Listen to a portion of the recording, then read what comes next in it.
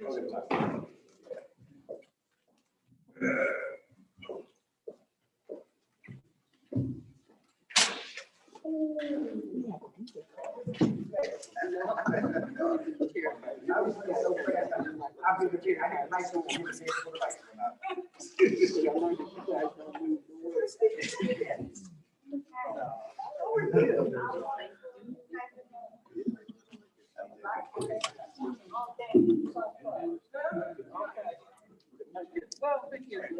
used to watch them all stand outside and watch the book in the clouds.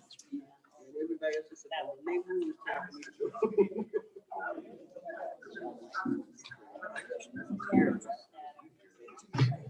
It was.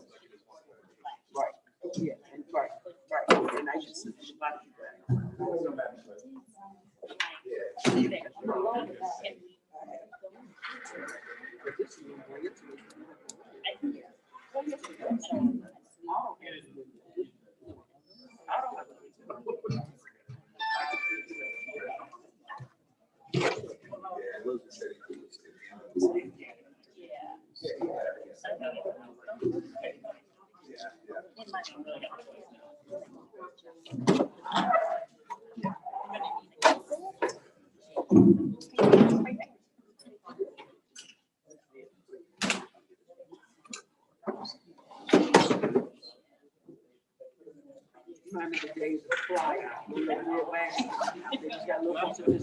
Man, I got Channel 7 came for that town hall meeting.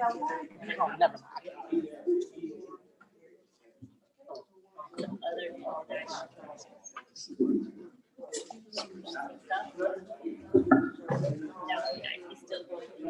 That's experience.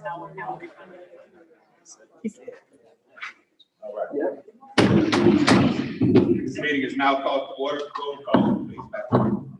Trustee Lewis. Present. Trustee Franklin. Present. Trustee Poe. Present. Trustee McFadden. Present. Trustee Jenkins Bell. Present. Trustee Brooks. Mayor Rubin. Present, Madam Clerk. Noted for the record, also present, we have village manager. Yes, you. Village attorney. So no one up here. Okay. So I pledge allegiance.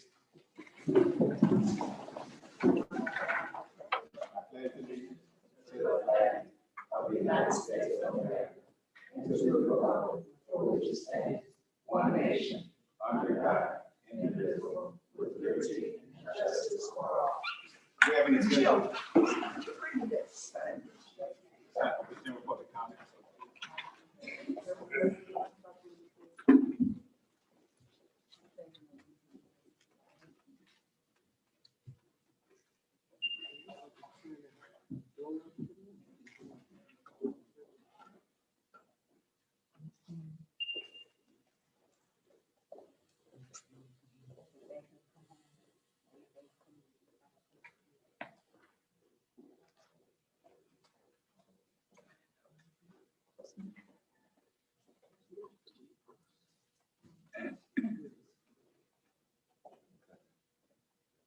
Got a quick question to those who cleared up the public comments. Is this for this meeting or for the cow meeting?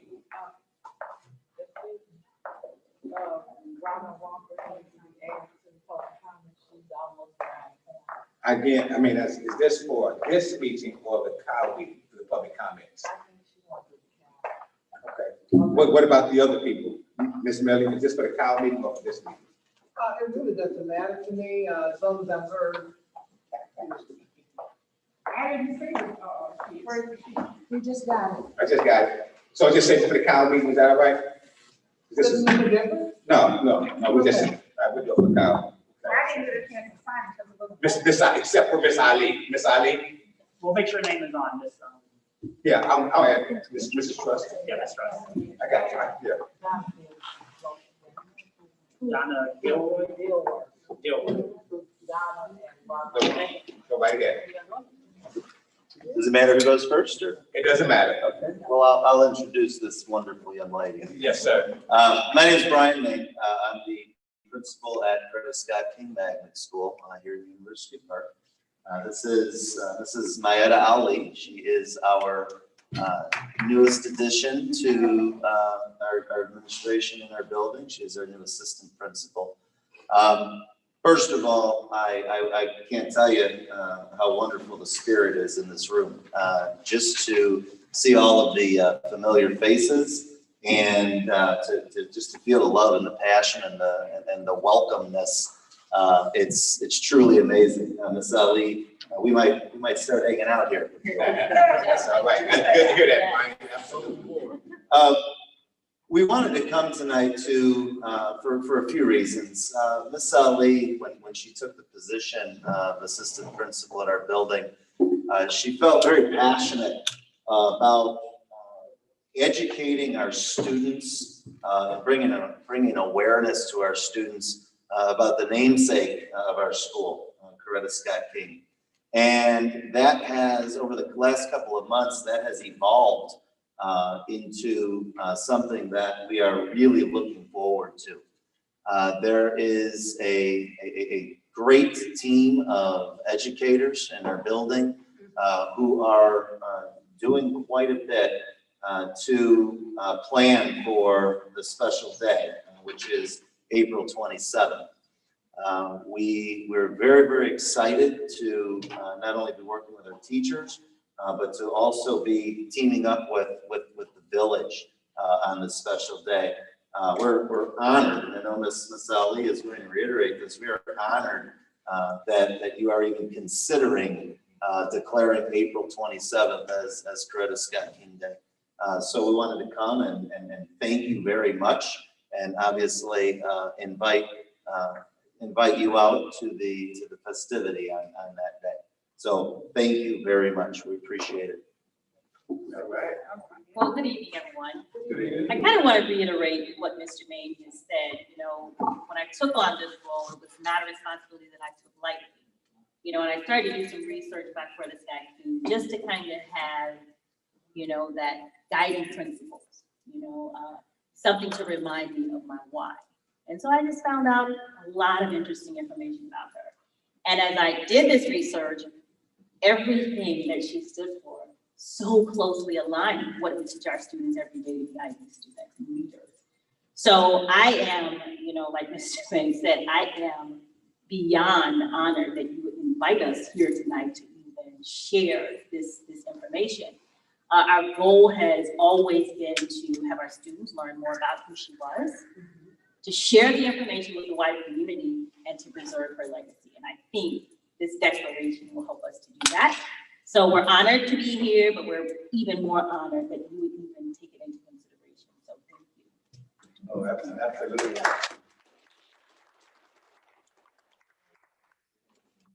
So with that being said, action item E1A, a resolution approving and declaring April 27th, 2022 as Coretta Scott King Day in the village of University Park. And the resolution reads as. Is there a motion? So Moved by Lewis, second by Franklin. Roll call, Madam Clerk. Okay. Yeah. Whereas the village of University Park, hereinafter referred to as the village, whereas the village of University Park, hereinafter referred to as the village, is an Illinois municipal corporation organized pursuant to the laws of the state of Illinois. Whereas the village of University Park is a home rule unit of local government with authority granted pursuant to the Illinois Constitution of 1970 to exercise certain powers and perform certain functions pertaining to its local government and affairs. Whereas the village is interested in approving and declaring April 27th, 2022, Coretta Scott King Day in the village of University Park. Whereas the village desires to let it be known that in 2005, the school formerly known as Hickory Elementary was given the name Coretta Scott King magnet school by the community stakeholders. Out of several other notable names submitted, Coretta Scott King was the name that was selected to replace Hickory Elementary. It is Coretta Scott King's legacy that most perfectly aligns to the mission and vision of one who we are, who we've become, and what we continuously strive to achieve. And whereas in December 2006, Coretta Scott King Magnet School began the process of becoming an IB primary PYP school. In 2008, we were officially authorized as an IB PYP school.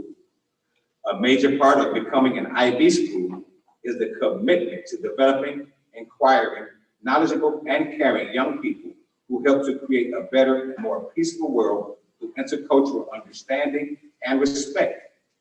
IB programs are rigorous and encourage students to become active, compassionate, and lifelong learners who understand that other people with their differences can also be right. And whereas, although many knew Coretta Scott King as the wife of Dr. Martin Luther King Jr., she was quite an accomplished individual in her own right. Coretta Scott was the valedictorian of her high school class. She was also an accomplished musician and an activist all before she ever met Martin. In her lifetime, Coretta Scott King received over 60 honorary doctorates and led goodwill missions to many countries in Africa, Latin America, Europe, and Asia. She met with many world leaders and lent her support to them to promote democracy movements all over the world. Ms. Coretta even served as a delegate of the Women's Strike for Peace at the Disarmament Conference in Geneva, Switzerland. And in 1967, she was inducted as an honorary member of Alpha Kappa Alpha Sorority, Inc. for her service all to mankind. And whereas, as Martin's wife, she was the one who urged him to make nonviolence the strongest part of his platform to fight injustice. After Martin's death, she worked tirelessly to preserve her husband's legacy, launching a campaign to establish Martin Luther King Day as a national holiday. And she succeeded. In all of her efforts, she left a legacy of peace, advocacy, activism, justice, and social action, which continues to resonate today. And whereas it is no wonder why Coretta Scott King name was selected as the name to bestow upon our great IB school. Coretta Scott King's legacy is every hope and every dream that we desire for our students. Being an IB school, we strive to impart strong, invaluable characteristics in our students that will shape them into being global citizens and change agents. We encourage our students to be risk takers, principled, caring, and open-minded individuals, just like Coretta Scott King. Now, therefore, be it resolved by the mayor, clerk, and board of trustees of the Village of University Park, Cook, and Will Counties, Illinois, an open meeting assembled pursuant to the Village of University Park's home rule power as follows. The corporate authorities hereby declare April 27, 2022 as Coretta Scott King Day in the Village of University Park. We urge all residents of the village and worldwide to recognize the momentous achievements of this phenomenal woman and celebrate this momentous occasion. Be it further resolved by the mayor, clerk, and board of trustees of the Village of University Park, Cook, and Will Counties, Illinois, that this resolution shall take full force and effect from and after its passage, approval, and publication as provided by the law. And this resolution shall be entered into the minutes and upon the journals of the Board of Trustees of the Village of University Park. Roll call, Madam Clerk.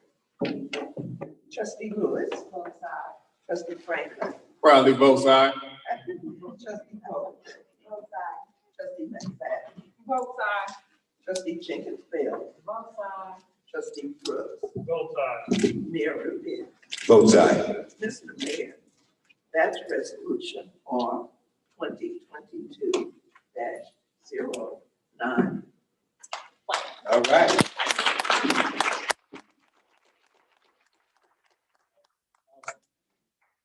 Yes, thank you very much, everybody. Is there a motion for adjournment from our special meeting? Motion by Trustee McFadden, is there a second? Second by Lewis. Roll call, Madam Clerk. Trustee Lewis. Trustee Franklin. Both sides. Trustee Bolden. Both sides. Trustee McFadden. Both sides. Trustee Jenkins Bell. Both sides. Mayor Lee. Both sides, Madam Clerk. Thanks. You ain't call your name? Oh, I'm gonna call it twice. Trustee Brooks. aye. All right, so that concludes our special meeting. Give us 5 minutes to start our regular meeting in the open. All right, thank you so much for giving us the honor. Thank you. Look forward to the 27th. Likewise. Thank you. You're welcome. Bye-bye.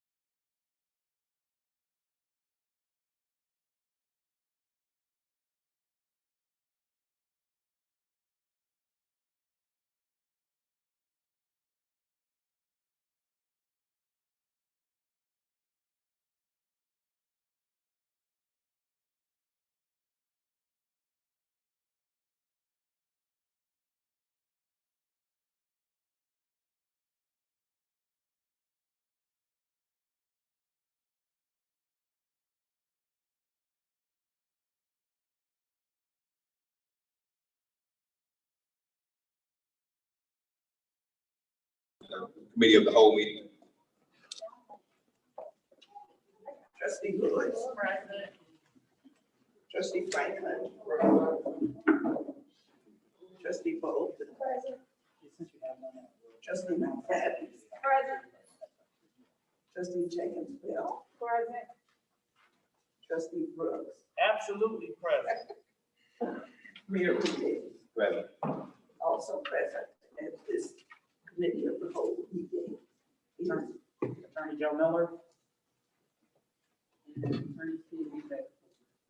And we're gonna do the pledge of allegiance, since it's on the agenda, we're gonna do it one more good time for those who want to. All right. I pledge allegiance to the flag of the United States of America, and to the republic for which it stands, one nation, under God, indivisible, with liberty and justice for all. All right. Okay. We got our general public comments. Each person has 3 minutes. It's a total of 30 minutes for the whole general public comments. The first person is Mrs. Millie. Do you have a clock so I can Yes. see how long? A clock that's visible to us so that we can see? I can let you know when there's a minute, because that on the back to class for you. But in the future, can we get a clock? Have you started the clock already? No, we haven't got to the podium. Okay. 13 now. All right. Hi, my name is Mildred Morgan. Got a few questions. Mayor, do you still live in University Park? I asked that question because I'm up and about morning, noon, and night, all over the place. I don't see you. I don't see you at your home. I don't see your wife. I don't see your children, grandchildren, nobody. I don't see you at the office. I don't see you nowhere. Okay, that's one question, if you can answer that. But let me go ahead and finish because you'll take up my time. I'd like to know from the board, I gotta know this. Why is Miss E still here? The reason why I'm asking is because it seems like things are a little twisted. People that does their job get put on administrative leave. But those who steal money, lie, so that the whole world on YouTube hear you lie, you're still here. Don't understand that. I'd like an answer to that. Why is Ms. Coffey still here? It seems to me that the board, and I'm not even talking to the mayor, I'm talking to the board. Trustee Lewis, Franklin, Bolden, McFadden. Why is Ms. Coffey still here? The different things that this lady has done to this village, we're talking about $169,000 that she received for October to December. And only 100, this really begalls me, only $105, if you look at your reports, went towards food and entertainment. But yet and still, 1 minute is all. there's 13,000 that was spent towards advertisement, 13,000 that was spent towards security, and so on and so forth. Why was Channel 5 News brought out here? What it did was it allowed lies to be told. And I'd like to know who did that? Because the different things about Ms. Coffey was just so untrue. The different things about the golf course was so untrue. And I'm talking to the trustees. Because, I seen your information, and I think I have a very important meeting that's coming up, 4/18, with, what's his name, Lausch? And I'm trying to take those questions and answers back to him. Because I've been through Glasgow, FBI, all of these people. Mrs. Morgan, So I'm sorry. now I want to Mrs. tell Morgan, Mr. Lau. your 3 minutes is up. Thank you very much. That's what I like to know. Can anybody answer? Trustee, Mrs. Morgan. Mr. Mayor Rudez, do you still live here? Oh, every single day. Okay. How about, why is Ms. E still here? Mrs. Morgan. Why is Ms. E still Mrs. here? Morgan, your 3 minutes are up from your public comments. Thank you. Let's be I respectful. was asking for an answer. The board has the opportunity to respond or not. Yeah, but I never get So, answers. Mrs. Morgan, we're not going to be confrontational. Your 3 minutes are up. Let the next person come up and speak, please. Okay. Next person is Mary Truss. Think about it.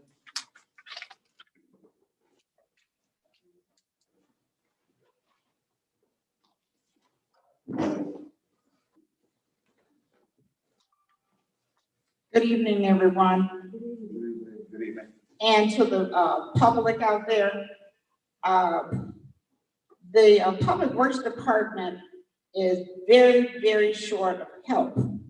So I'm the chairperson of the Community Block Club here in University Park, and we are a civic organization. We do civic things and like to help out. Village is very trashy, very dirty, and it needs to be picked up and cleaned up.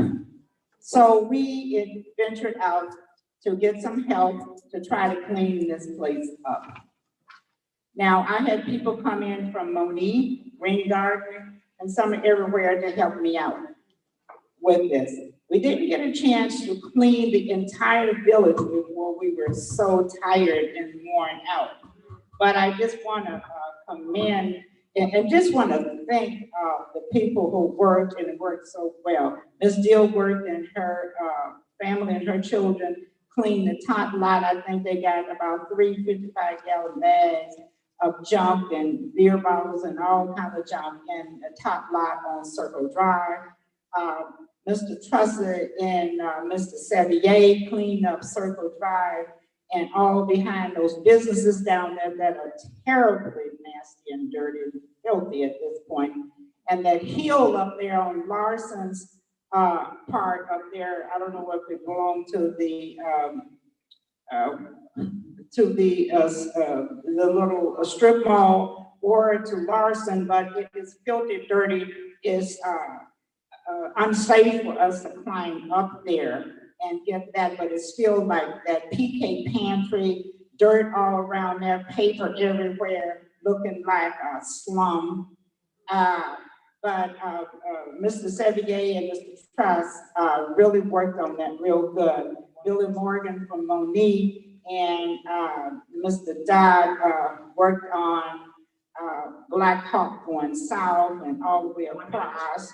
Okay, and we didn't get a chance to get into Regal farm homes too well because we are pretty well kept up there to a certain extent.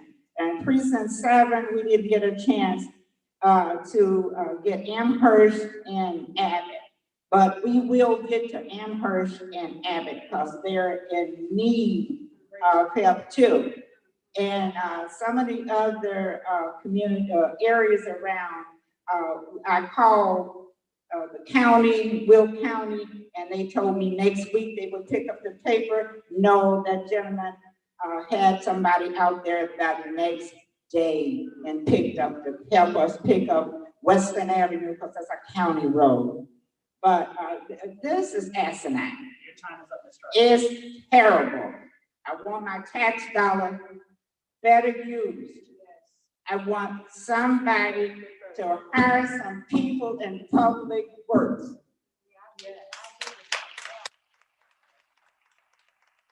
Thank you, Mrs. Truss. Point well taken. Mrs. Dilworth.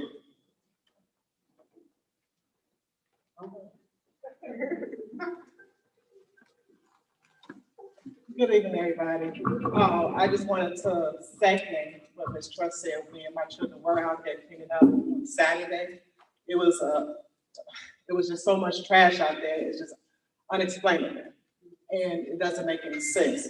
This is something where I feel that our youth, which is one of my first questions is, what's going on with our youth programs at University Park? I think this is something that our youth can be doing to help clean up the community. It's by cleaning up certain areas and picking up the trash. I think this is something that definitely needs to happen because the trash is just all over the place. We need to have some type of garbage cans out there for them to pick up and throw it into the garbage cans. Also, not just for public works or cleaning up the community, but we still want to bring back the cable station where we feel that the youth can be a part and work at the cable station as well during the summertime.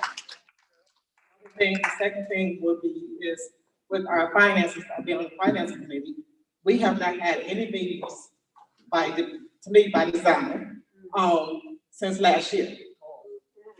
And it's not because of me reaching out, but we have not had any. Because there's reasons why every time they can't put out an agenda in enough time in order for the finance committee to meet. It doesn't make any sense. That goes to the question about the budget. The budget is supposed to be approved in the fiscal, which is in the April 3rd. which is April 30th, 2022. We'd like to know what the status of the budget is. The finance committee has not seen any of the information. We haven't looked over anything. That's the question from Ms. Manager E. And then thirdly, as I received a FOIA, I received my FOIA request in regards to the ARP funds, the ARP grant. My question was, when the village received the $468,000, what did they do with it last year? And I needed a detailed description of what happened, what did we use it for? So I received my FOIA back, and yes, we received the $468,000, but it stated that the village manager stated that she has it in a special fund, and none of it has been used. So if that's the case, I do remember several board meetings ago that you stated that the ARP funds was used, and then if it wasn't used, our community had water shut off. They had bills of $800. The water was being cut off, their bills. Some people got evicted. They couldn't pay their rent. The money for the ARP fund was to be used for programs to help the residents of University Park. That was the hardest hit. And if you were sitting on it, why was you sitting on it when all this stuff was happening here in the community? This is funds that could have been used to help the residents here at University Park. So that's my third thing. Thank you very much, Ms. Dilworth. Mayor, be recognized. Ms. Ernestine, I would like for you to answer those questions, please. I need to know where the $469,000 is. If it is in the account, I need you to explain why you didn't help the taxpayers here in University Park with that money when their water has been cut off. I need those answers now. Thank you. Let me say, Trustee, The ARPA fund is for special use, and as I understand, that information was forwarded as it relates to FOIA request. We got it to replenish dollars for salary that were needed in the If you want to know the truth and what it was submitted and what we received it for, I will tell you, and I'm telling you what we got it for. It was outlined in yellow that the dollars would be used for replenishment of funds lost during the COVID period. Well, what I'm trying to understand is if I have a copy of the FOIA. So if the FOIA is basically stating that it is in a special fund at $469,000, and it was, why wouldn't you tell us that it was used for salary? That's what I'm trying to We haven't understand. used this. Well, you know what, Ms. Ernestine, I would need documentation in the morning where it is. I need to see it. Excuse me, Madam Clerk, did you inform them that the money had not been used, that it remained in the account? Yes, I think.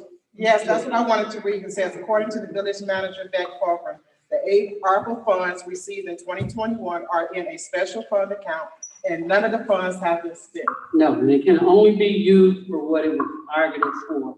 So I'm sorry, I don't make the law, but that's what it was targeted.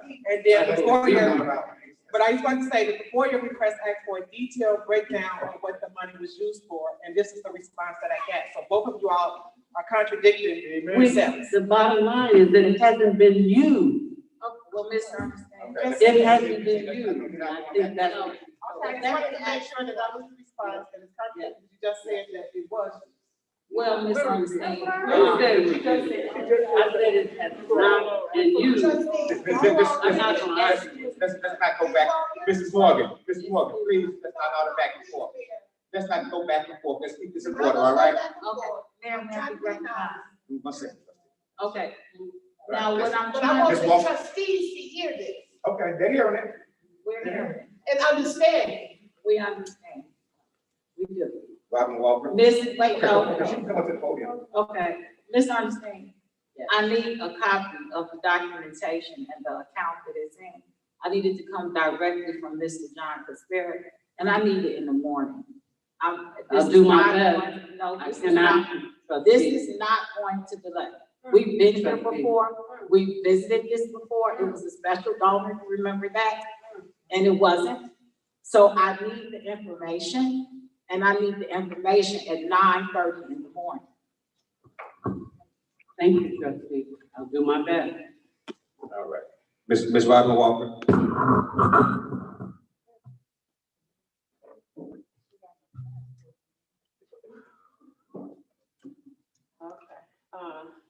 Thank you, just want to get to all of this real quickly. Thank you, to village manager and the board for starting the field renovations. Thank you so much. That process started, we were excited, so I appreciate that. And I do want to give credit where it's due, so thank you for that. And also, since the village has started fixing Regal Farm baseball, we are ecstatic to announce that T-ball registration will now be free. So we can now do that, so that's another good thing. Please spread the word, all T-ballers are now free due to that baseball field being done by the village. And that will include uniforms.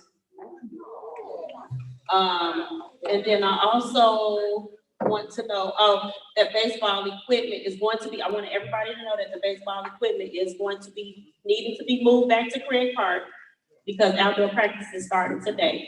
So I did speak to Ms. Ernestine just now, which, that was one of the things I needed from Village Manager E, was, the keys for Craig's Park storage and the concession early in the morning so that they can have things to utilize and we can put the bases out for proper practices. And did you get it?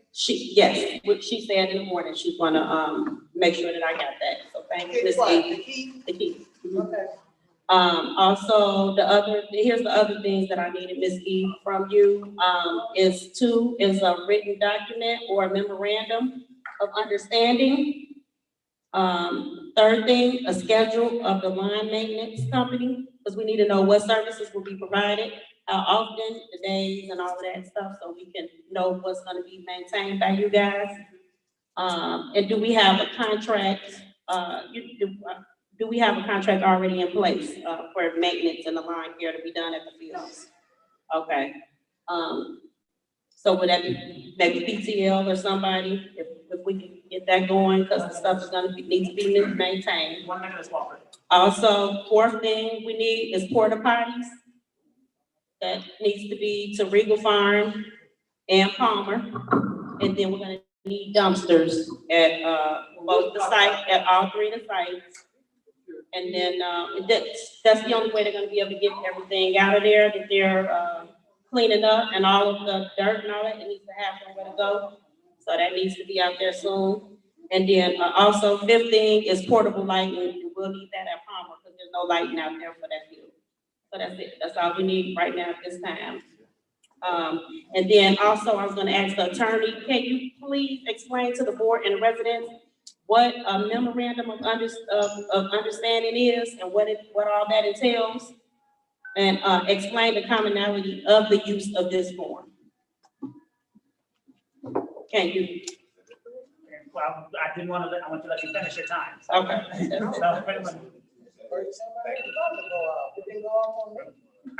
were the first one and we didn't set it on yours. I thought the mayor had it, so that's why. Short again. Mrs. Don Lawson. Wait a minute, because I need him to answer that and to tell us all what that means. So memorandums of understanding are just essentially agreements. That's what it is, just an agreement between parties. We typically use them in matters of collective bargaining, sometimes, because they supplement. Dumb it down a little bit for me, sir. I'm sorry? Dumb it down a little bit, sir. A memorandum of understanding is simply an agreement between two parties. We use them a lot with collective bargaining agreements, when you add something to an agreement.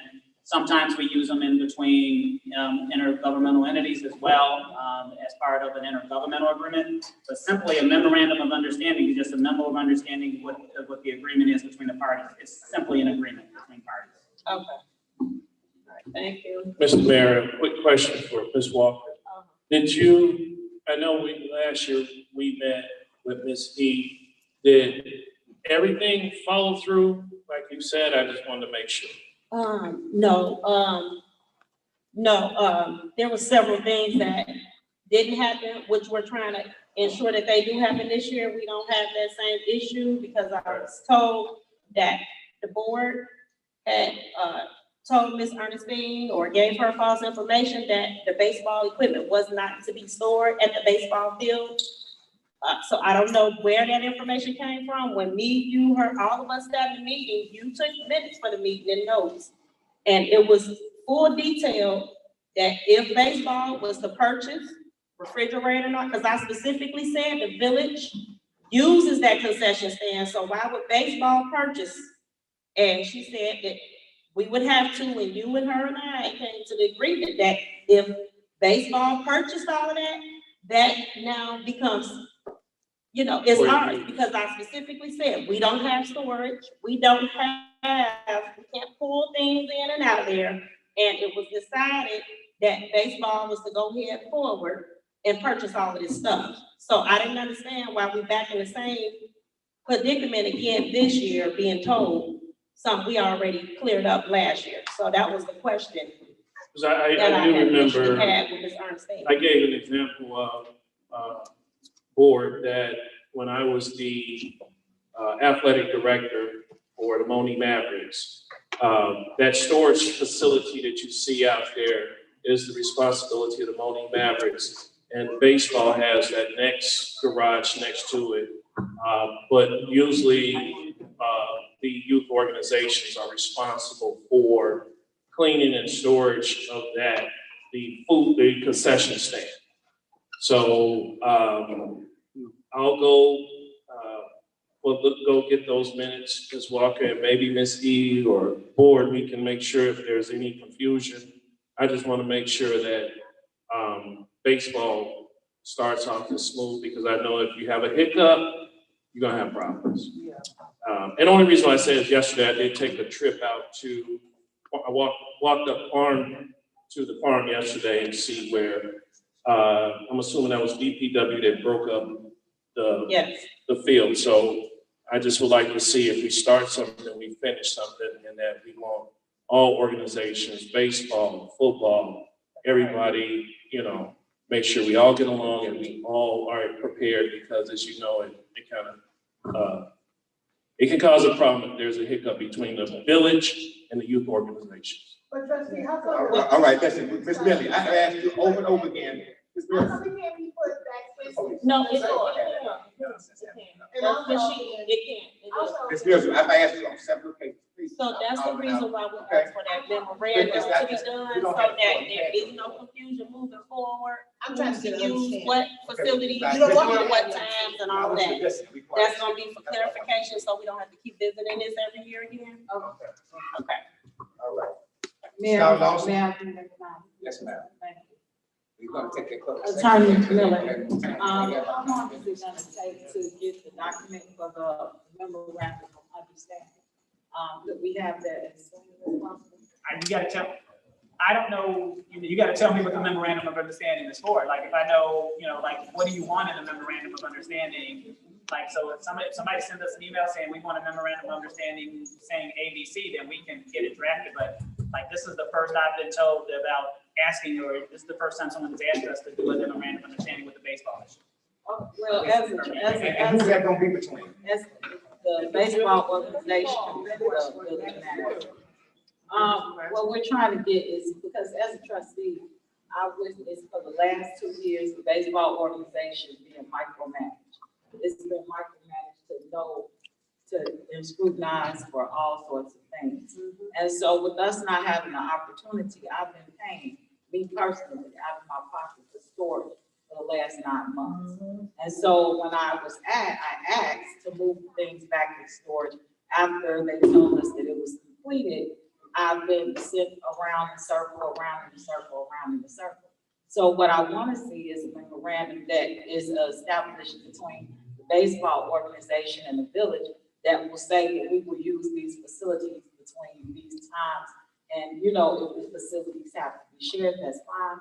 But during the baseball season, this is what we do, the football season, as the, you know, the organizations can work together as a collective. So, and it won't position anyone. All the documentation that we have been required to give and produce with the baseball organization, I expect every sports organization to do the same thing and produce the same documentation. Because what I want to see is it is fair and is a level of equality. So we won't have any more discrepancies.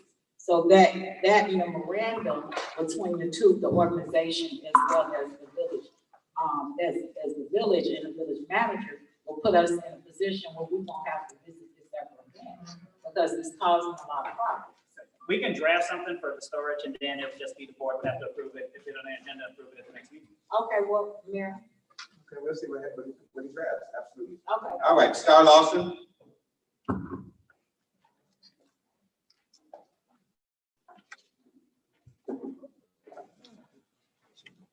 There's one more, Mrs. Rouse, after Mrs. Lawson. Good evening, board and fellow residents. I want to ask if the mayor and the board will provide some answers. Sometimes we can just really have a good relationship if we would just communicate with each other. I tend to believe that would work. If the residents have questions, perhaps those of the trustees who know the answer could just provide some answers to the residents. We're not your enemies, and I don't ever intend to be an enemy to any of you. I may not agree, but we can agree to disagree, but I'd rather work with you so that we can get some things accomplished for our community and for our youth. Having said that, Ms. Ernestine, I did send you an email asking you about youth jobs, and asking you what the plan is, and that we should start that process sooner rather than later. Because we want to think about our children, and I will always say that we need to make an investment in them. And, I'm not trying to throw any shade, but if you all can find monies for yourself, surely you can find some for the youth in the community. That's our future. You all are getting the benefits and you're doing nothing for the youth. You really got to rethink that thing. I think it's something very wrong with that. I want to, pardon? We got a report on that tonight. Okay, thank you. I want to commend Coach Robin Walker, president of baseball, and her board for the Herculean task that you're doing. Basketball rims, we need those. Again, thinking about our youth. We have little participation in things because we're not communicating with each other. Mayor, I'd like to ask you to respond to the second request for the Open Meetings Act letter that was sent to you from the Attorney General. That's right. If I could get a response from you for that. You'll get I'll answer that right now. You'll definitely get your response, absolutely. Yeah, well, please do, because they've had to send you a second request. That's just not a professional thing to do. All right. And again, that money was not for salaries, and Trustee Lewis, I sent you an email. Again, just trying to communicate. I always say nothing beats an understanding, but a better understanding. And that's what I always try to get. Thank you. All right, thank you. Deborah Cloud.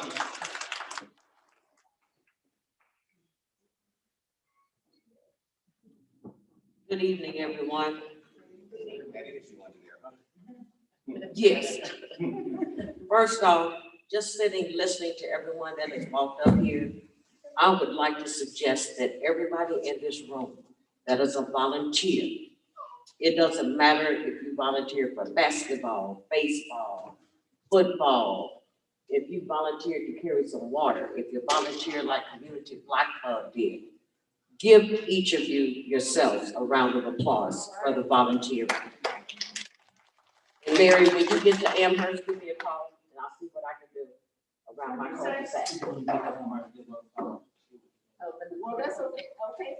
I see you came. We were looking for our volunteer. On that clean. That is your district, right? Yes, it is. I was cleaning up in my area around my house on Friday. Okay. Okay? Didn't see you. On Friday. And Star, you mentioned a segue about investing in the youth. I have always believed in volunteering in this community for any program that'll make a difference. May it be youth, seniors, whatever the case may be, the age doesn't matter to me. Often, yes, I do. Often, when you invest in your child may age out of the program, but because they saw your volunteerism during their appropriate age of the program, and they come back, you'd be surprised how they in turn will volunteer. I've seen it, I've had it done in my own family. And I'm sure there are other families, if it hasn't been done in your family, it can be done. Because I'm presenting a challenge tonight. I thought about what Trustee Franklin had said about the men that he challenged for mentorship. Okay. My challenge is to any present volunteer. If you're a coach, if you're a team coordinator, whatever position you hold, if and when your child ages out, stay with the program. Who knows? Your child may come back and wait for you to pass that baton on to them. Create that legacy. This community needs all the help they can get. Thank you. And everyone have a happy Easter. Thank you, you as well. Brings a conclusion to our public comments. Okay. Item 518, discussion of resolution authorizing and creating the University Park Community Grant Program and adopting program rules, regulations, policies, and guidelines. The floor is open for this discussion. Can you read what it is so we know what you're talking about? The description of this whole program?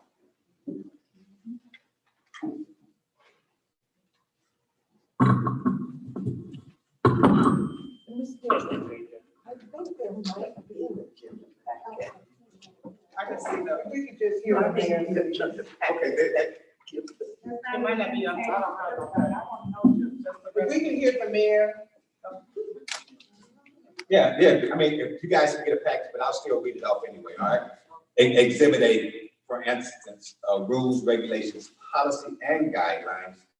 First one, any organization seeking a grant within the upcoming fiscal year shall submit a written application in support of said request to the Village of University Park. As part of the application, the applicant shall be required to provide the following information: name of organization, date of application, mailing address of applicant, contact information, amount of funding request, description of use of funds, description, mission statement of organization, any other information that the village staff may deem appropriate.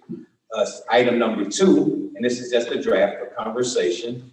In addition to or as part of the application process, applicant must show compliance with the following rules, regulations, policy, and guidelines. Must be a University Park based and operated organization for at least 5 years. Description of activity provided to membership. 51% of the membership participants are University Park residents. Program is for the use and benefit of University Park activities. Must be a not-for-profit organization.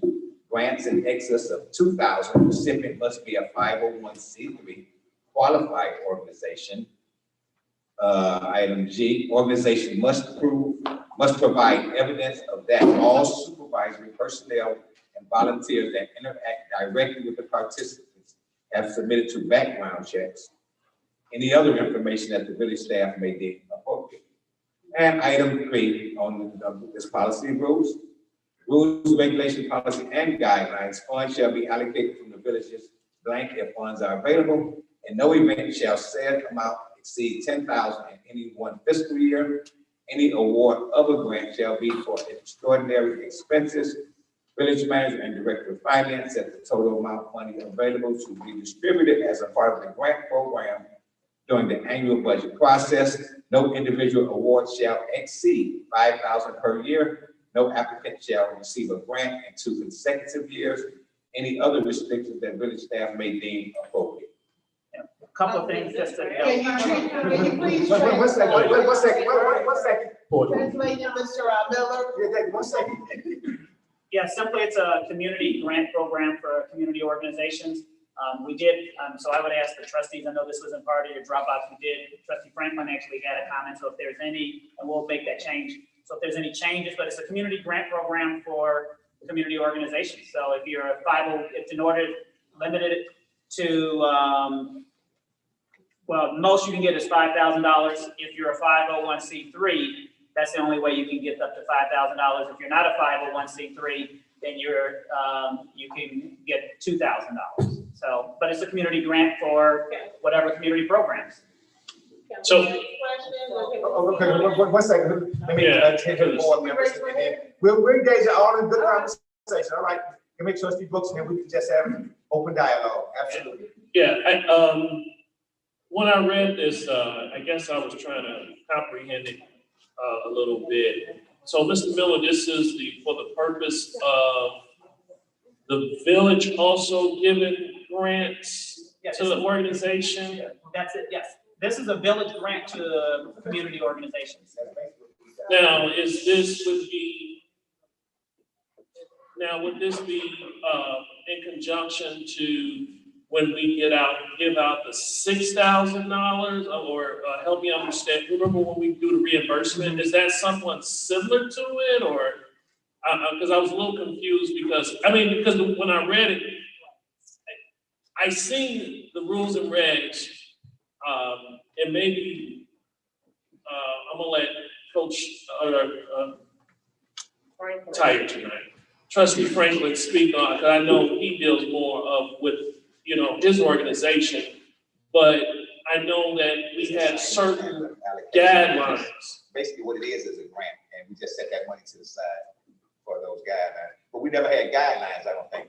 No, we never had guidelines, but I guess the part that gets me is the grant part, like, we're not rich. I guess that's just the language because the money that's set aside by the board for the programs, it can be considered as a grant or however way it is. I guess for my purposes, how you guys, whatever changes you want to make as a board, you can make. How you guys decide to allocate it, that's not a kind of a legal question. That's more of a question for you guys as the board or the village manager setting the guidelines. Our office was asked to create guidelines for your grant program. And if maybe you had a grant program in the past, but based on what I'm hearing, you didn't. So this was so that you can give out money and have really for purposes of auditing, if you're giving money to someone, even let's say you were giving money to an organization in the past, for purposes of auditing, there really should be some sort of a check and balance, and there should also be like a process for it. So this is establishing a process. Right. How you guys want to do it from there, this exhibit that you guys got in the Dropbox in your packet, okay. You guys send us changes that you want. If you want it to be more money or less money, that's completely up to you guys. Now, would this be along the line, I guess this would be the question, would this be along the line of the this budget year was like 18,000. Would that be along with that, or are we gonna put more money into that budget or line item for the board to give away? I guess. Grants. I don't know what the 18,000 was for, but reimbursement. It was like reimbursement for organizations. I think if they had $6,000, each program would have to submit their receipts for reimbursement. Right. Each organization. 6,000 tops. Up to 6,000, correct. I would consider this different than a reimbursement program because this is a grant. So that they say, hey, we are the baseball organization. Guys ain't paying nothing back. So you're not. This is a grant, so you don't have to pay it back. A reimbursement program, they're paying you back the money. So I would consider this a separate thing from that. Well, actually, they come with the receipts. Yeah, that's not true. Yeah. I think it's a little confusing on. Yeah, so when he says reimbursement, he's saying that a program goes through their season and they're able to submit receipts for them to be reimbursed for certain expenses that they occurred through the season. Okay. So not a reimbursement in the manner where they're reimbursing the village after the village gives them money.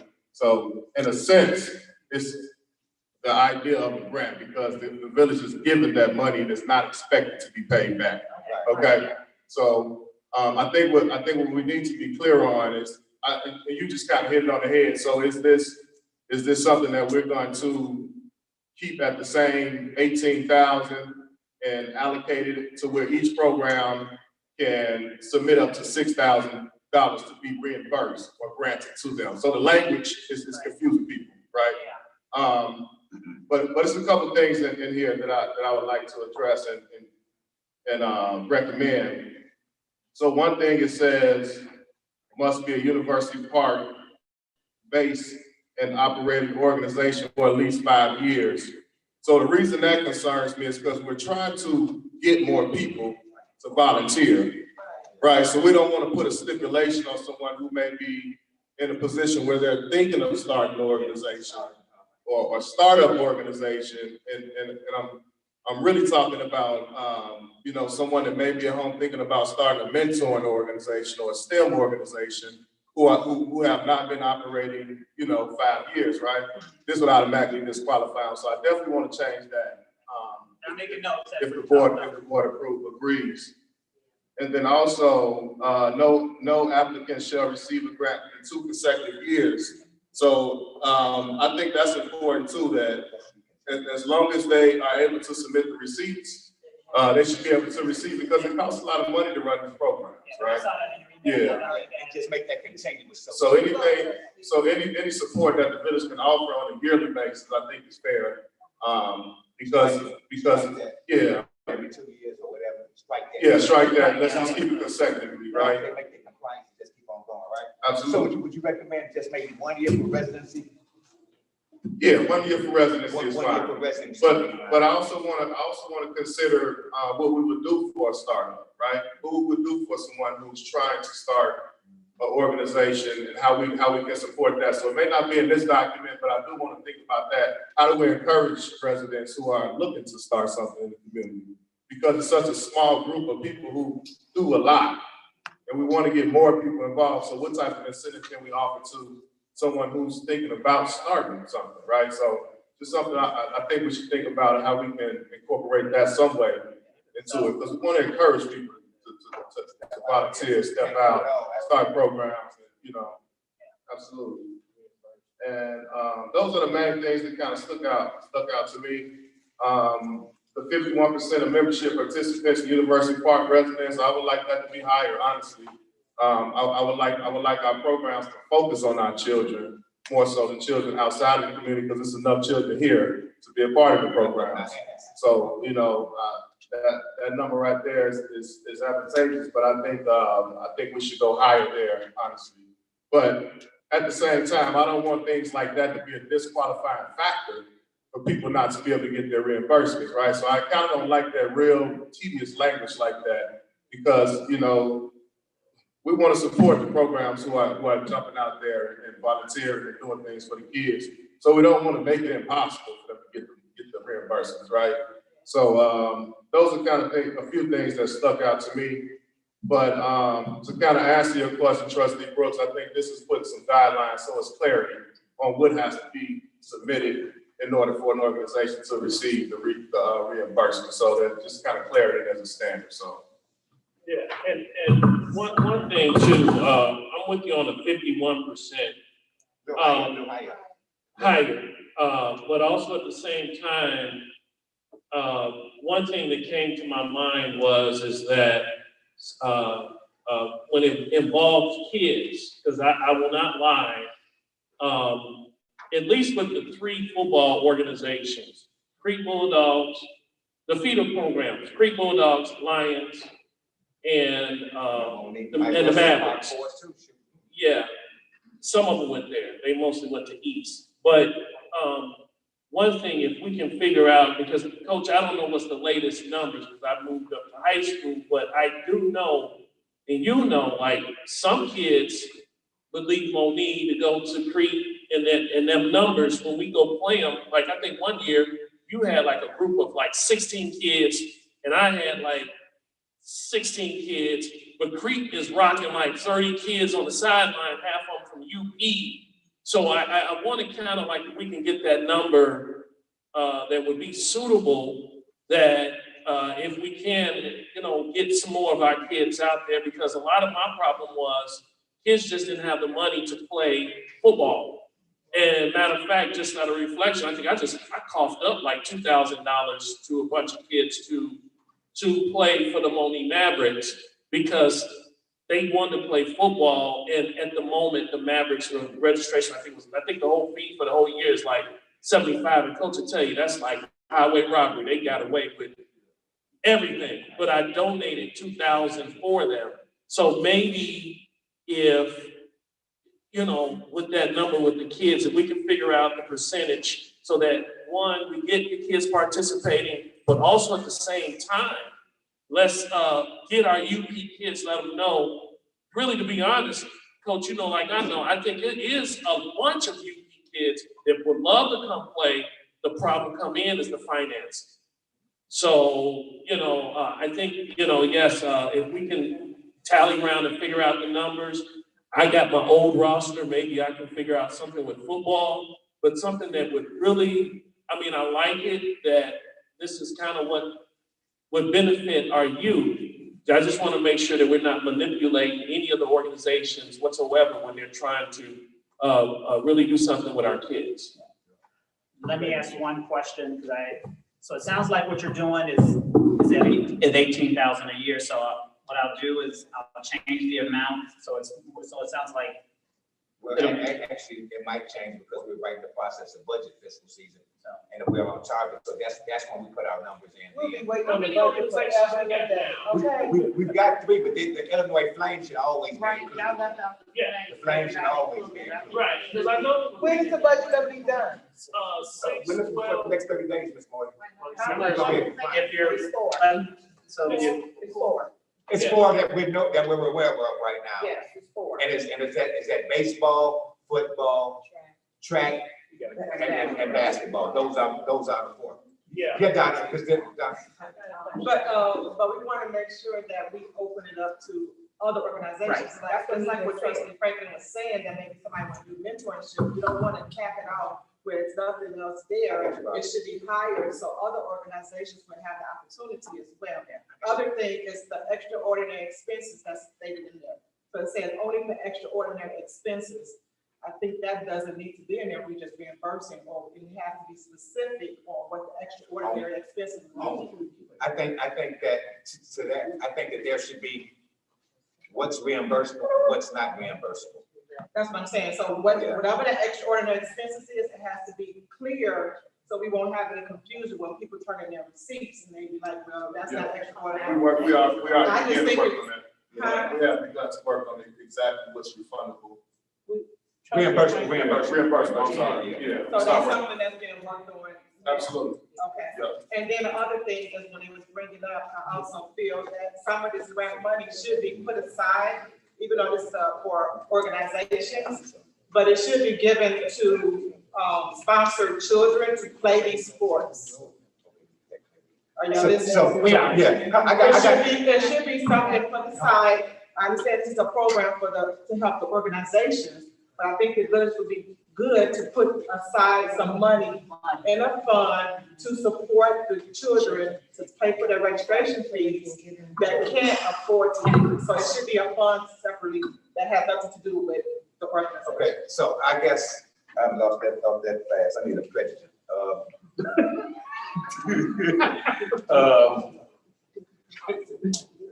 Okay, so a grant and reimbursement was kind of like 2 different languages, because if it's going to be a reimbursable, then I don't know if it's going to be a grant. If a grant isn't awarded X amount per the season and it be deemed over and done with, if it's a reimbursable, it's a qualifying reimbursable expenses that would be in reimbursement. We have to work with those. So can we keep that separate?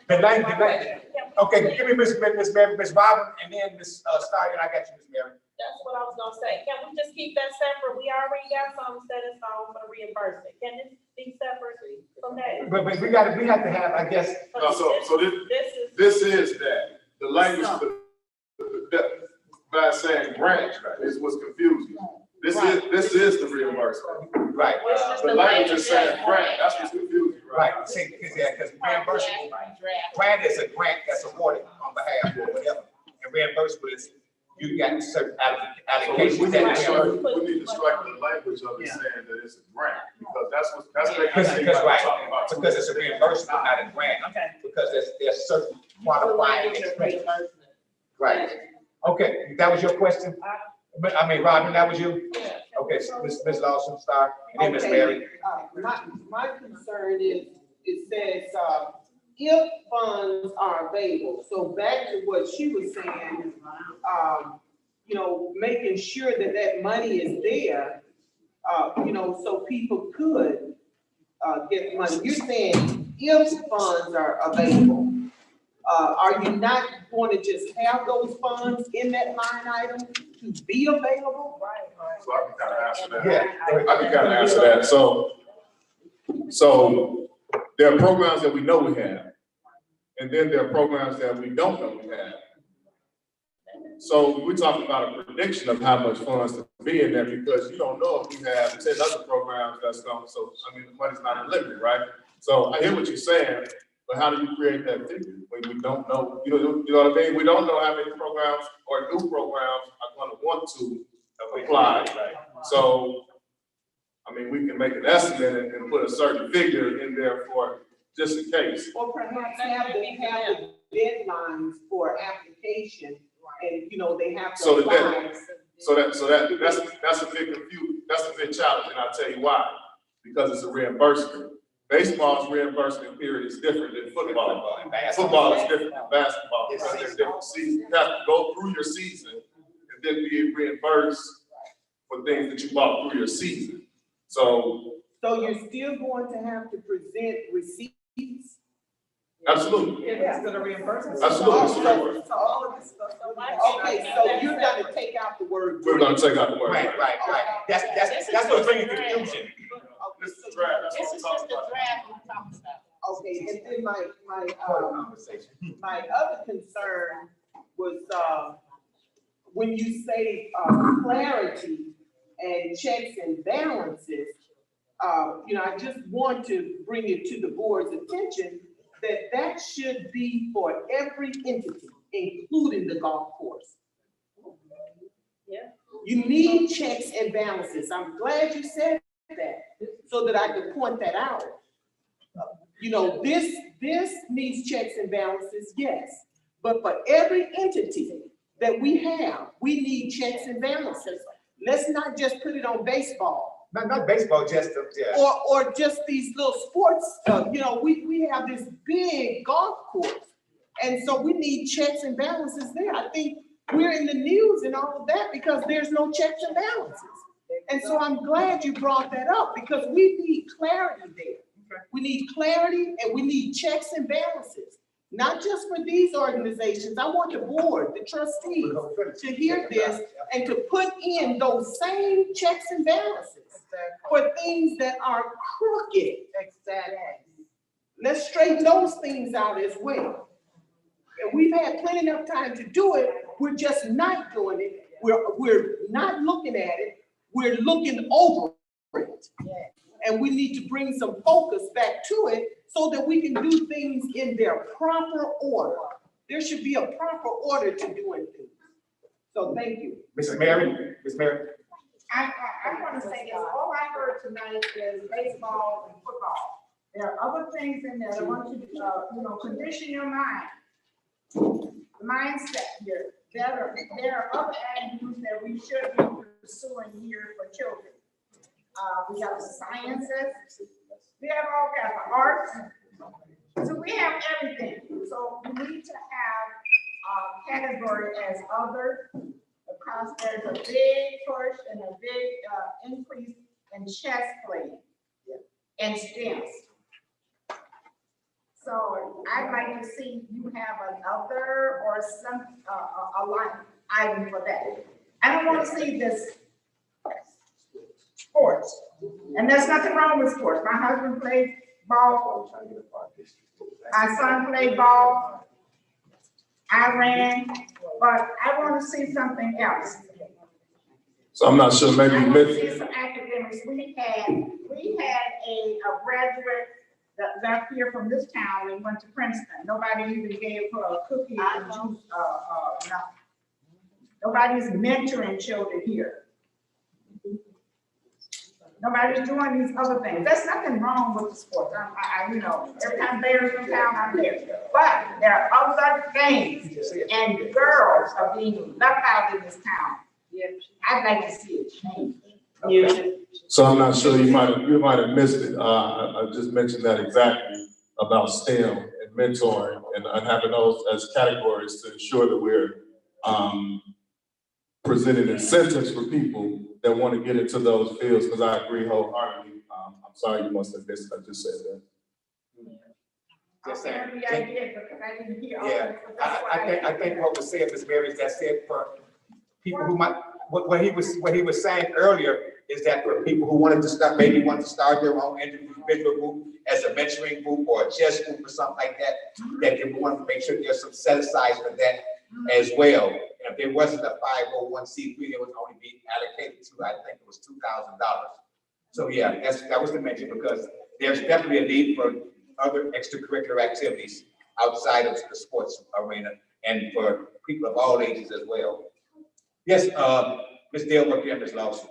I just think the language on this is more toward a grant versus a reimbursement, because it's asking for amounts of funding, requests, the description of the funds, use of the funds, all this type of stuff. It's just the draft, so we can have some dialogue. That's what I'm saying. I think it just needs to be simplified. Yeah, and take out a lot of the stuff that has to do with what actually is needed for a grant, when you write a grant, versus a reimbursement. See, I think if I'm not mistaken, that we're going to strike the grant language, because it's Right, but I'm just saying, some of the right. request in here is the language of a grant. Yeah, I understand that, so we'll Okay. change it, and Yeah, I've just got that, so, work on it. and we'll have something, we'll get it to the board, and then you'll have something before the next meeting, for sure.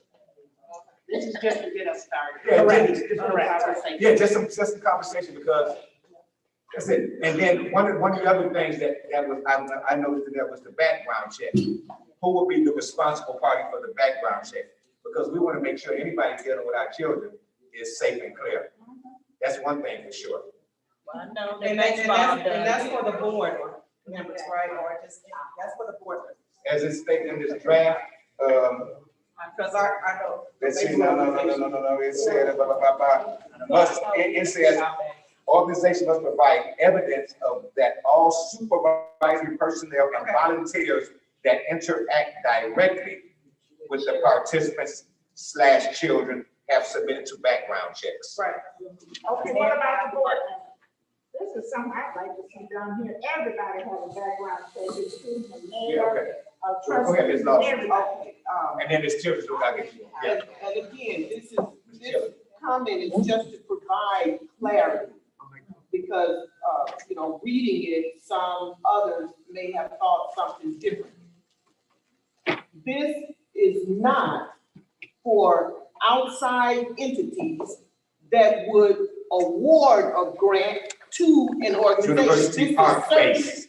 This is University Park based. Only Coming to University Park to get a grant. living with at least 1 year residency in the village of University Park. Right, but it has nothing at all to do with an outside entity that would award any of those No, organizations. the village will not award any outside entity anything, only specifically for village residents. Here, let me say it again, because I But, don't but think. listen, let me get this clear. But children from the outside can participate, but no one else can start an outside organization and receive money from the village of University Park. Okay, let me put it this way. The baseball or the mentoring program received a grant from Little Kids Council. You don't have anything to do with that. It doesn't have anything to do with this. Not at all. Thank you. We'll have it next time. We'll know who's. No, I see what you're saying. She just making sure that the allocation of the funds from an outside, grant doesn't have anything to do with this, so we won't be changed. But I'm gonna mention something since we had a conversation and mentoring has come up. So we just had a really good meeting as we're trying to start a mentoring program in partnership with the school district to kind of to wrap our arms around some of the things that have been going on at the middle school and high school, as well as the elementary school. I want to thank Ms. Keeley for bringing to the table some really good men. As I continue to call out men in the village to be a part of something that's bigger than themselves. We're going to be having another meeting in May, and we're looking for men to get involved. I keep saying that our black men in the village has been no call, no show in so many different ways, and we need the men to show up. So we're working on a powerful project where we're trying to make sure that the youth that are not originally from here and move out here understand how what the expectation is in our community, and we're not just gonna let our community fall by the wayside. I keep bringing alarm about the guns that's in the community. I'm gonna say it every time you see my face at this point because it's a serious matter. There are too many guns on the streets, and if you don't believe me, you'll soon find out. We have to take matters into our own hands and not just expect the police department to be able to handle everything. This is where the black men in the community come in.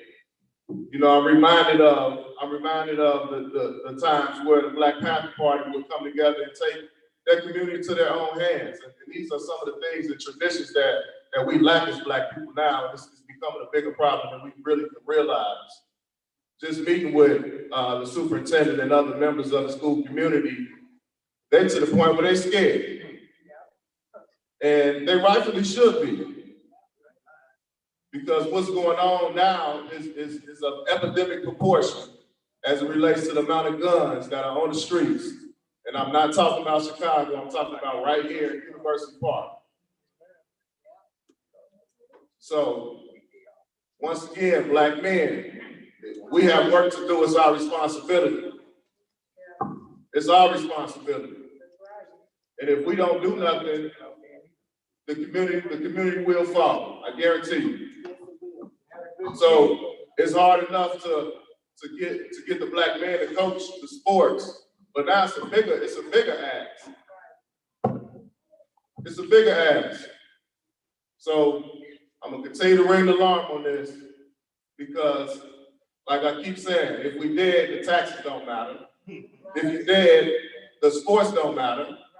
Don't nothing else matter if the safety and security is not at the forefront. So as we find funding for all these different things, we need to make sure that we're prioritizing what we're gonna do about the safety and security of the residents, because this summer it can go left or right. It can go left or right. That's why we need our police chief back. She needs to be more policemen. We don't have enough right back here. patrolling this village right now. Exactly. Yeah, and I wanted to speak also to Ms. Thanks Trust, a lot. and then also, what Trustee Franklin just said, we gonna get you some ends. I'll give them to you. So good work, men. Then I got a name also, on there, so I got a name of a 16-year-old. also, what I wanted to, ensure to Ms. Trust, and a lot of people don't know this, but you will be surprised the amount of people within sports. So it appears that we're only doing sports, but we're mentoring them the entire time. So like just with sports alone, like he can get a whole community together. Myself I can too. They listen, they want to be around things like that. So they gravitate to the sports. So we actually killing two birds at one time. That's always been the mechanism. And so I have them at my house all the time. I take the kids to and from. So it is, so the sports is really the key. And I don't want to just say that, but I mean, that's the way I think is the best way to reach them. So that's how come I do it. And that's why I'm at the schools. Every chance I can get, I'm hands-on with them every day. Yeah. So, so it's not just, we're not doing one thing. We're doing 50 million things. Yeah. So I just wanted to say that so everybody can understand that. Ms. Childers? One thing that needs to be put in there is to have the volunteers have CPR. Yeah, that makes sense. We have a lot of children that are asthmatic, and a lot of the coaches are not trained to deal with that. One of the things that the new league that the Football Association is in is they're requiring all coaches to have certain training. So that way they'll know what to deal with in the event of a kid gets sick, has a seizure or anything like that. So that definitely needs to be put in there. But one of the things that Trustee Franklin said that I'm always around children, despite me not being involved part is being the director of Park and Rec anymore, but still having my pulse right involved. And I received a phone call from the superintendent asking if I could be involved with a mentorship program. Everybody knows, you've been looking at the news, other school districts have major problems. Nobody probably knows, but a lot of our own children, they have their own personal page and they videotape various activities and they're all on it together. Again, I have no children at the school, but I know about this. We have to be a part of the solution, not part of the problem. So when I got to the meeting and I looked around the table and I realized it wasn't enough of us at the table. And what I made a personal decision, I called Trustee Franklin. I called Dr. Angel. She has a mentorship program. I called Tomise Bryant. She has a mentorship program. I called Generation Changers. So we had a variety of organizations or community leaders sitting at the table that work with young people. And then my brain kept ticking. We have a lot of people that don't know what all of us do at all. We just do a lot of lip service, but we don't know what each other does. So I decided on the blessing of Miss Ernestine to put this together. And what this is a school, family, student, community partnership. And all it is just all of the associations, I put their information in here to give it to people.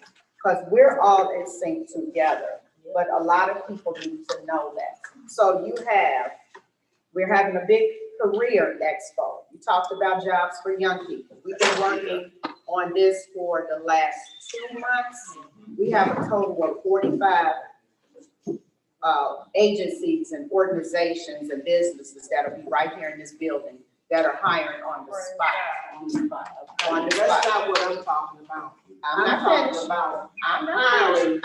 The young people in our community. I'm not finished. You're right, sir. I'm not finished. And what we're getting ready to do is because me back and forth talking with Dr. Carr, we're setting up a table that Thursday prior to, before this happens, and we're getting ready to push so we can see young people in the face. I'm gonna be right there. Come on, I need you to come so we can hire. We do not want these jobs to come here in our town and our young people not receive them. So I'll make sure I get this to you. We're also doing our Easter egg hunt.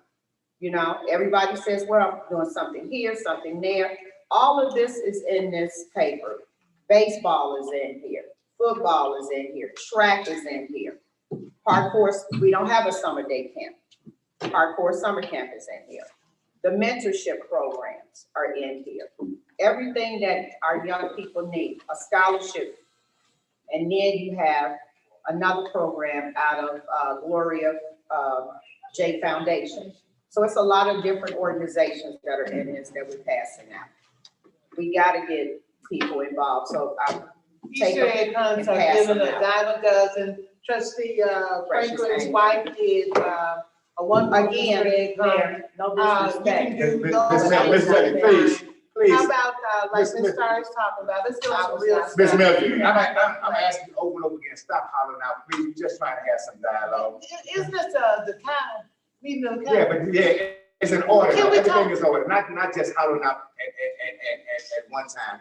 Okay, but when we're hearing stuff that's being done over and over, baseball, basketball, football, Easter egg hunt. That's all right, that's all right. I mean, that's all, you know, nobody. Okay, finish, Mr. Childress.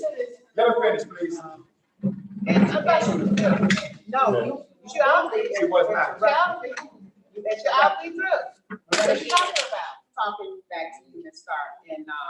making sure that when they come in here, our young people get that opportunity to get employed. To do it each way. Within the village as well as in the surrounding areas. All right. Okay? Thank you. Thank you, Mr. Mr. Mayor, I got, It's on your page, I sent it.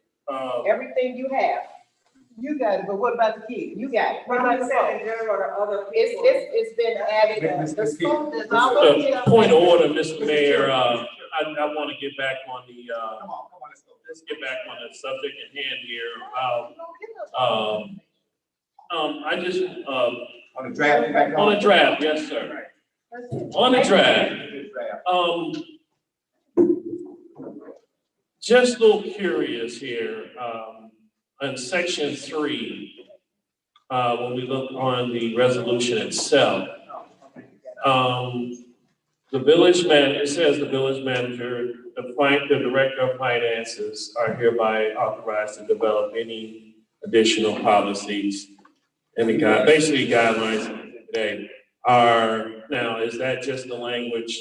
I mean, I know we don't have a finance director right now, and the village manager is basically how it was really since the financial issues before me coming on, the village manager gave the thumb up, thumb down. How can we word that better based upon the situation we in now? I just heard you say, Mayor, maybe the village manager and the board? Yes, I just. Oh, so I heard the voice come from over there. Yeah, somebody said the board. Yeah, Don't so, set the line item for the dollar amount. yeah, so what I've done, I'm writing down your comments, and I just changed it to say the village manager and the board of trustees are hereby authorized to develop, the policy. So I'll go through the resolution, we'll send it back out to you guys for the board to review, and then we can go from, I got all of the, I'm taking down the notes on here, some of the things, you'll have to decide on, to the point of some of the people, like I heard in regards to the CPR. The only thing the only issue I have with that is that, like if Ms. Trust has a chess club, I don't know if necessarily they're gonna have someone doing CPR. Right. So, you just wanna. Right. And yeah, I was gonna say, and I'm sure it hasn't changed. And when I was coaching at the youth level, USA football, that's a mandated class each year. And I know when I did my IHSA certification to coach high school, and actually it's not a lot in UP. I think Coach Franklin and myself are only among 8 individuals certified, if I'm not mistaken. Did you ever look at that lately, Coach? It might be a little bit more, but it's not too many men. He's correct. It's not too many men that coach and are certified in it, because that's like a mandated first aid. So we do know that at least with the sports, I believe that that's becoming mandated. I can see it. Okay. Bad mic. Shut up. Yeah. You hear me? Okay. Yeah, so I know that at least on, thank you. I know that at least on the sports part, I know for a fact that that is mandated. Lee is talking about, but on, unless it's something else that, she speaks about maybe another program that may come in, like we have to have that language in it. Yeah, I'll make the revisions, and then the board. See something to play with. Yeah, the board, you Right. get it in plenty of time, and then you can make changes that night, and we can still approve it. And, So, Right. and actually, if you make changes prior to, you can just send them out and that's what Trustee Franklin did. He just just send them out. That's what I know. Yeah. Because in section 3, one, and I don't know if this was done, did Michael do this? Or? I think the exhibit is something we got at other places. So Yeah, because I was gonna say, in most places, the reason why I question that is usually the village manager and the finance director is the deputy village manager in most And villages. a lot of, Yeah. Right, so I knew we were not in that place yet, so. All right, I yield my Does anybody else input. have anything on the draft? Or to the board members, anybody else got anything on the draft, any tweaks? I don't have any, if I do, I'll submit it by tomorrow. I'll take a thorough look through it, but as of now, I think I addressed the main. Yeah, and the other board members send it to me by the end of the week, because what I'll do is I'll work on it on Friday and get that to everybody, because your next meeting isn't, today is the 12th, your next meeting is on the 26th, so you'll have plenty of time. Let's have that dialogue, so if there's suggestions, to send some sample draft and templates out to get it, to tweak it or whatever. Yeah, and to, somebody in the crowd that wants to make sure that we include the stipulations on what's reimbursable and what's not, so there's clarity, there's no confusion. We'll make sure we put it where. Yeah, and I've got that note to change, Okay. So that's why I'll send it out to you guys, so you guys can kind of, play with it and let us know. Okay. Okay. So, Good looking out, trustee. So- Franklin. so that's it, regarding this draft. I'll take this last question, we're gonna move to the next item. Go ahead, Ms. Walker. If we do anything as far as like CPR mandate, can the village supply like the training for it? Because that's another thing, it's gonna be a cost. So what, so the way it'll work, because this is what we do with our coach just spoke of the USA certification. So our coaches are required to get USA certifications, which costs $150 per coach. We include that in our reimbursement. So the certifications, the background checks, they also require that the coaches get background checks. So we submit that as a part of the reimbursement. So it's not a fee that's paid up front by the village. Just like things like when we're getting our fields lined and different things like that, we submit that in our reimbursement. We pay for those things. We don't have an expectation that the village lines our fields and things like that. So when we put together the document, it'll be clear. And typically in a situation like this, in a nutshell, as long as it's a program operation cost that you didn't use as a fundraiser, it pretty much is reimbursable, right? So the things that are required for operations and travel, the things that are required for your coaches to be certified and background checks, those type of things are reimbursable. So it won't be a situation where the village will pay up front for the CPR. Those things will be able to be included in your reimbursable fees. But we also want to be, like I said, we also want to be mindful that the things that we put in this document, we don't want it to be a situation, because we don't know who will be sitting in these seats, right? So we don't want things that's in document that somebody can hold a grudge against the program or something, say, oh, you're not 51% UP residents, so you don't get a reimbursement. So we have to be careful about the language being very specific about things. So like for the percentage, I would like it to word something like, we encourage that the programs prioritize University Park kids to be a part of the program, right? We don't want to have a percentage to say, and somebody pull your roster and say, oh, you're only 49%. We don't want to get to all that, because we want programs to excel and programs to step up, because it's not easy work. It's already discouraging when you get into the program, you find out all the hurdles that you have to climb just to do the right thing. So we don't want to present more hurdles for programs that are trying to start things. So that's important. All right, so that's it. We're gonna move to the next item. Thank you for your patience, Chief. So, go ahead, Madam Clerk. So the suggestion is, we're gonna move this forward, we're gonna move this forward, and we're gonna tweak the language. Is that the consensus of everyone? Yes, sir. All right, fantastic. Good. Thank you, Mr. Miller, for expounding on that.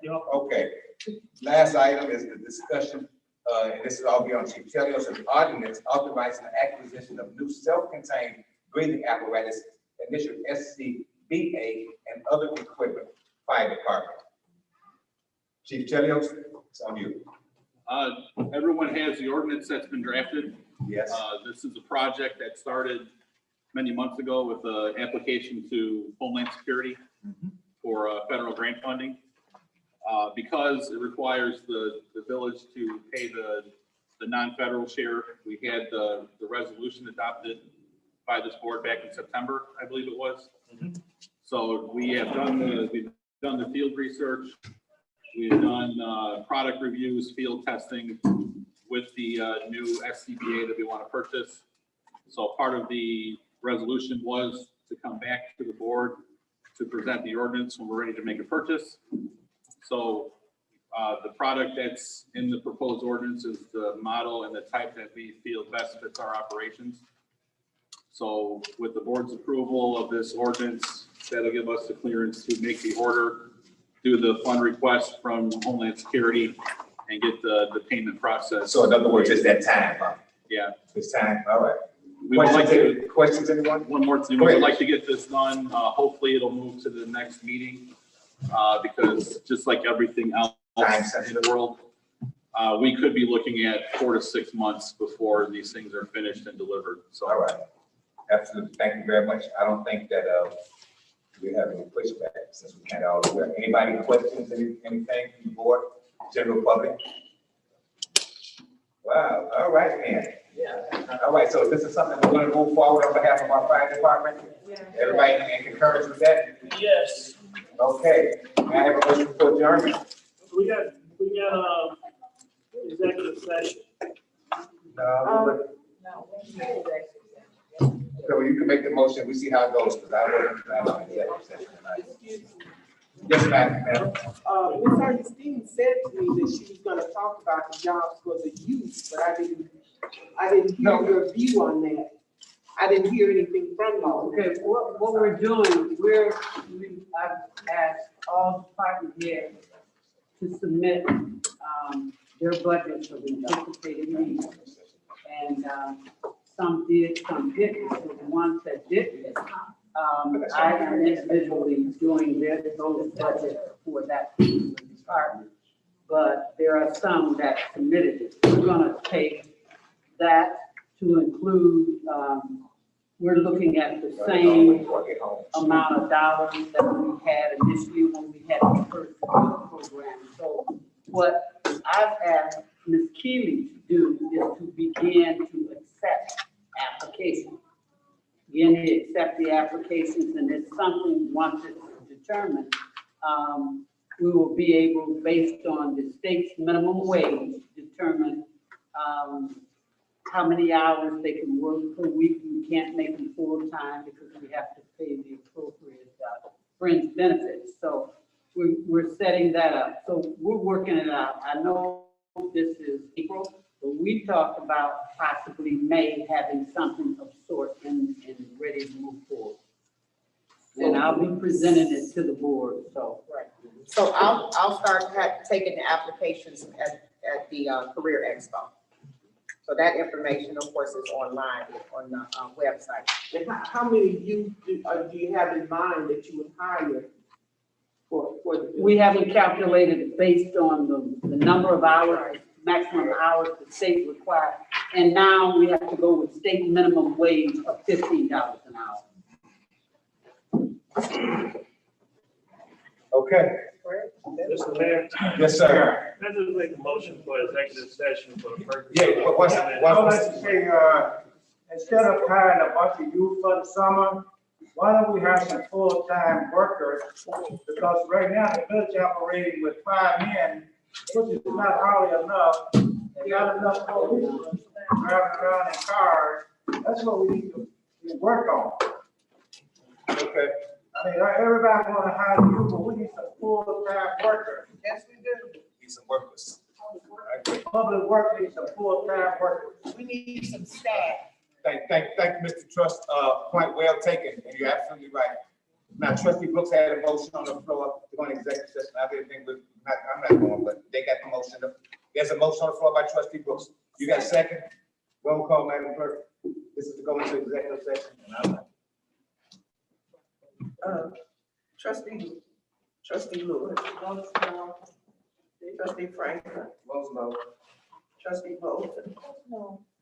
Trustee McFadden. Votes no. Trustee Jenkins Bell. Votes aye. Trustee Brooks. Votes aye. Mayor Rivera. Votes no. Is there a motion for adjournment of the committee of the whole meeting? Moved by Franklin, second by McFadden. Roll call, Madam Clerk. All in favor? Roll call. Trustee Lewis. Trustee Franklin. Trustee McFadden.